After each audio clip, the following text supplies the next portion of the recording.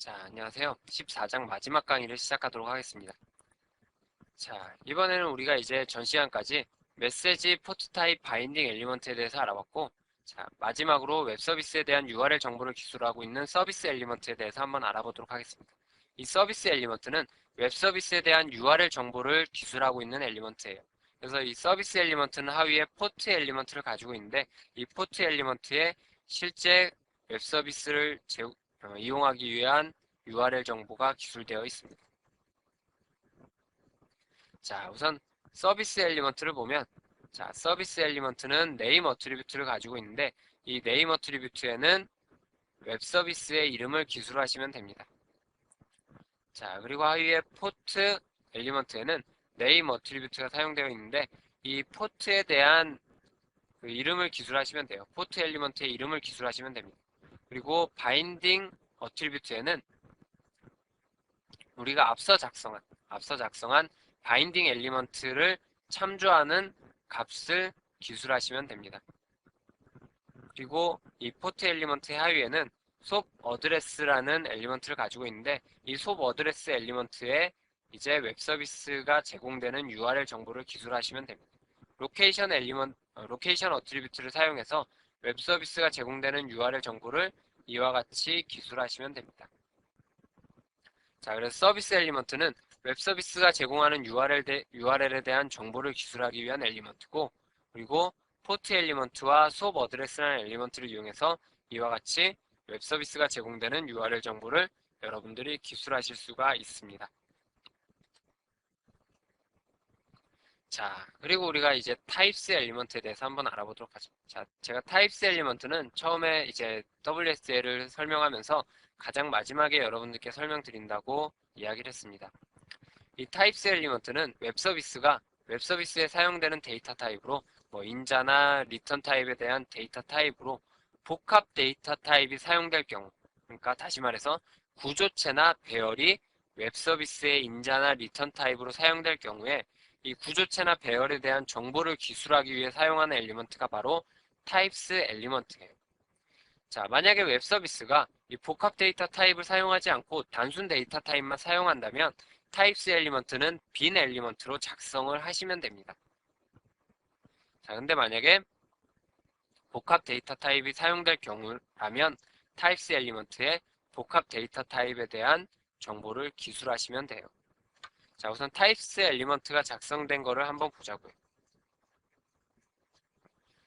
자, 타입스 엘리먼트에는 하위에 어떤 구조를 가지고 있냐면 XML 스키마를 사용해서 복합 데이터 타입에 대한 정보를 기술하게 됩니다. 자, 그래서 보면 스키마란 엘리먼트가 나오고 있어요. 자, 이 스키마란 엘리먼트 우리가 많이 봤죠. 어디서 봤냐면 XML 스키마에 사용되는 루트 엘리먼트예요. 그죠? 자, 그래서 이 스키마 엘리먼트가 나오고 스키마 엘리먼트에 필요한 여러 가지 네임스페이스들이 나오고 있어요. 자, 그 다음에 임포트 엘리먼트는 기존에 이미 정의되어 있는 스키마에 대한 정보를 가져다 쓰기 위한 엘리먼트인데, 자, 네임스페이스로 이런 URI 값을 가지고 있습니다. 자, 그리고 이제 중요한 거는 바로 이 컴플렉스 타입이라는 이곳에 바로 복합 데이터 타입에 대한 세부 정보가 기술되어 있습니다. 그래서 컴플렉스 타입의 이름은 어레이 오브 스트링이고 이 복합 데이터 타입의 이름은 여러분들이 임의로 정하실 수가 있습니다. 그래서 이 컴플렉스 타입의 네임에는 해당 컴플렉스 타입에 대한 이름을 기술하시면 돼요. 자, 우리가 컴플렉스 타입의 이름을 기술하는 건 우리가 그 XML 스키마를 다루면서 네임드 타입에서 한번 기술했었습니다. 네임드 타입에서 여러분들께 설명을 드렸어요. 자, 어너니머스 타입과 네임드 타입이 있다고 그랬는데, 어너니머스 타입은 어떤 엘리먼트의 하위에 포함된 정보들을 이제 어너니머스 타입이라고 이야기한다 그랬고, 네임드 타입은 반복되는 부분을 참조 형태로 사용하기 위해서 네임드 타입을 사용한다 그랬어요. 자, 근데 이 컴플렉스 타입 엘리먼트에 네임이란 어트리뷰트가 있고 해당 이름이 있는 걸 보니까 얘는 분명히 네임드 타입이에요. 네임드 타입이고 네임드 타입으로 사용됐다라는 건 어디선가 참조가 된다라는 의미죠. 그래서 이 컴플렉스 타입은 어디서 참조가 되냐면 타입스 엘리먼트 밑에 메시지 엘리먼트 있었죠. 자, 메시지 엘리먼트에 우리가 그 인자와 리턴 타입에 대한 세부 정보를 기술했었어요. 바로 이 메시지 엘리먼트가 이름을 이용해서 바로 이 컴플렉스 타입이라는 엘리먼트를 참조하는 형태로 작성이 되어 있습니다. 자, 어쨌든 자 컴플렉스 타입 엘리먼트의 하위에 이제 컴플렉스 컨텐츠라는 엘리먼트가 나오고 레스트릭션 엘리먼트를 사용해서 이제 그 이 컴플렉스 타입이 기술하고 있는 게 바로 배열이다라는 걸 이와 같이 기술을 하실 수가 있습니다. 그래서 어트리뷰트 엘리먼트의 REF 속성의 값으로 이런 데이터 타입을 참조하고 있고, 그리고 그 데이터 타입을 구성하는 건 바로 스트링 배열이다라는 걸 이와 같이 기술하시면 이거 컴플렉스 타입이라는 것 자체가 바로 배열에 대한 복합 데이터 타입을 나타내고 있는 거예요. 바로 어떤 배열이요? 스트링 배열에 대한 복합 데이터 타입을 나타내고 있는 겁니다. 자, 이와 같이 복합 데이터 타입을 사용한다면 웹 서비스가 인자나 리턴 타입으로 복합 데이터 타입을 사용하면 타입스 엘리먼트를 이용해서 여러분들이 웹 서비스에 사용되는 복합 데이터 타입을 반드시 이와 같은 형태로 기술을 해 주셔야만 합니다.